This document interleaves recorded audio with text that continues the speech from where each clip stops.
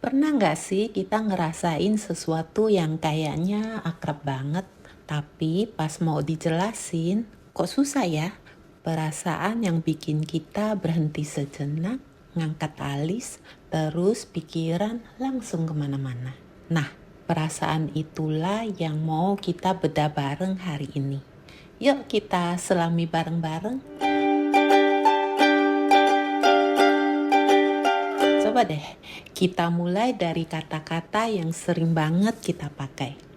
Takjub, tercengang, melongo, atau bengong. Mau bunyinya sopan atau santai, sebetulnya semua kata tadi itu nunjuk ke satu hal, satu kondisi batin yang sama yang jadi ya semacam mesin penggerak di pikiran kita. Apa itu? Ya, rasa heran. Nah, di sini nih kita sering keliru. Kita sering banget nyamain antara heran sama kagum.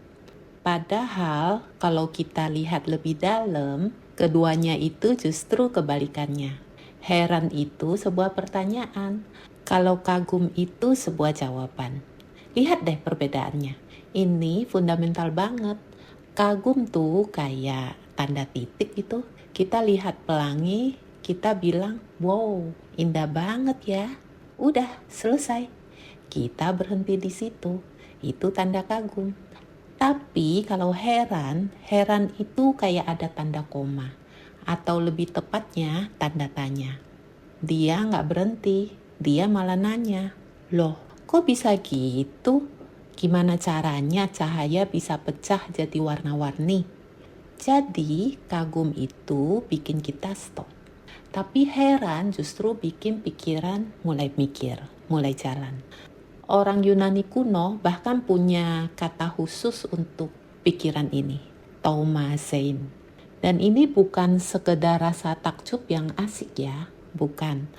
Taumazein itu kondisi di mana pikirannya itu jujur agak terganggu. Kenapa?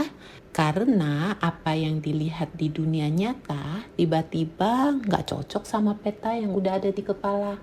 Nah, perasaan gelisah inilah yang justru melahirkan filsafat. Jadi poin pentingnya apa?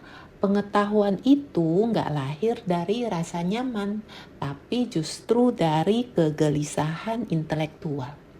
Sekarang kita lihat lagi, gimana perasaan itu ternyata bukan cuma emosi pasif, tapi beneran jadi mesin penggerak peradaban ya. Aristoteles bilang ini ribuan tahun lalu, tapi dalam banget maknanya.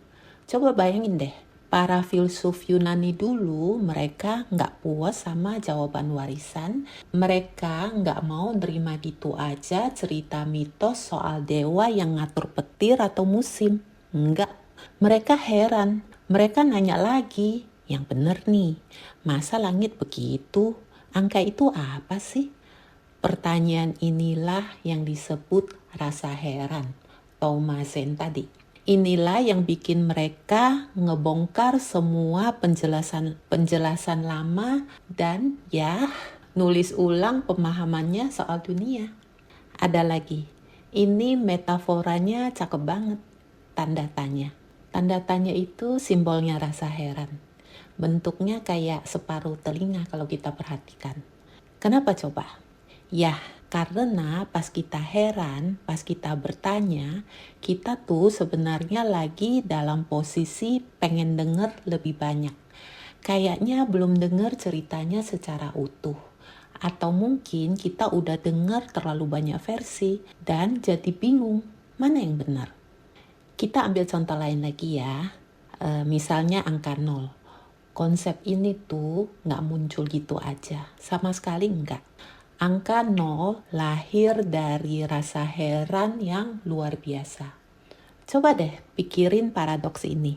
Ini pertanyaan yang dihadapi matematikawan Arab waktu pertama kali ketemu konsep sunya atau nol dari India.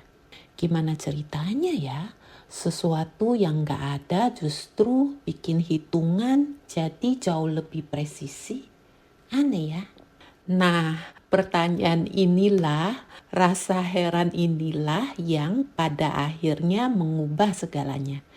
Jadi perjalanannya itu nggak sekedar, oh ini ada konsep, kita pakai aja deh. Enggak, itu kan namanya nyontek. Jadi gini, awalnya dari India ada konsep sunya. Terus konsep itu ketemu sama rasa herannya para pemikir di dunia Arab. Mereka itu nggak cuma nerima, tapi mereka bertanya, utak-atik, sampai akhirnya jadi sistem matematika yang keren banget. Tanpa rasa heran itu, nol mungkin cuma jadi simbol aneh. Tapi karena dipertanyakan, sekarang dia jadi fondasi sains modern. Oke deh, kalau rasa heran sehebat itu, pertanyaannya sekarang, kenapa kita sering banget pengen cepat-cepat ngebuang perasaan itu? Kenapa sih heran itu rasanya sering gak nyaman? Jawabannya karena heran itu adalah momen di mana apa yang kita yakini tiba-tiba gak cocok sama kenyataan.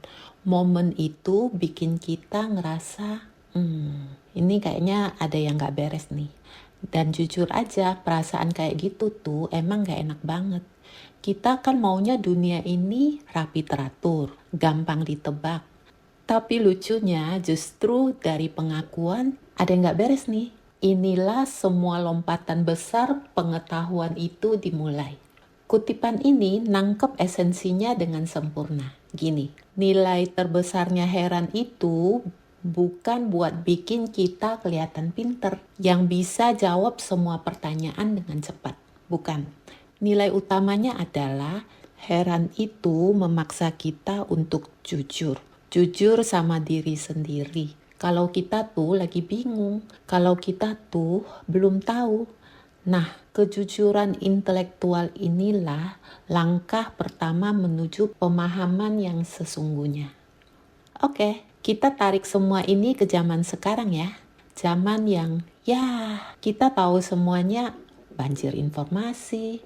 Dan di sini kita semua dihadapkan sama satu pilihan yang fundamental. Ini mungkin kedengarannya aneh. Tapi coba deh renungin bareng-bareng. Masalah terbesar kita hari ini itu bukan kekurangan informasi. Justru sebaliknya, kita tenggelam dalam lautan informasi itu. Masalah utamanya adalah kita kelebihan kepastian. Kita terlalu cepat mengambil kesimpulan, terlalu cepat yakin. Kita puas banget sama jawaban-jawaban instan di permukaan. Padahal mungkin jauh di lubuk hati kita sebenarnya masih heran. Di dunia yang super berisik ini, rasa heran itu jadi kayak saringan kita. Jadi alat berpikir krisis kita yang paling ampuh. Jadi jangan dihilangin. Kemampuan buat heran itu bikin kita bisa nunda kesimpulan. Bikin kita berani mempertanyakan otoritas, nggak nelan mentah-mentah semua yang disajikan. Heran itu ngelatih kita buat curiga sama kepalsuan. Dan yang paling penting, bisa misahin mana pengetahuan beneran dan mana yang propaganda doang. Jadi, pertanyaan terakhirnya buat kita semua, di tengah dunia yang nuntut kita buat punya jawaban cepat, yang pengennya serba pasti, dan kesimpulannya harus tegas, kita masih punya nggak sih keberaniannya? Keberanian buat berhenti sebentar, ngaku kalau kita bingung, dan bilang, tunggu dulu, kok bisa begini ya? Intinya, berani nggak sih kita untuk heran?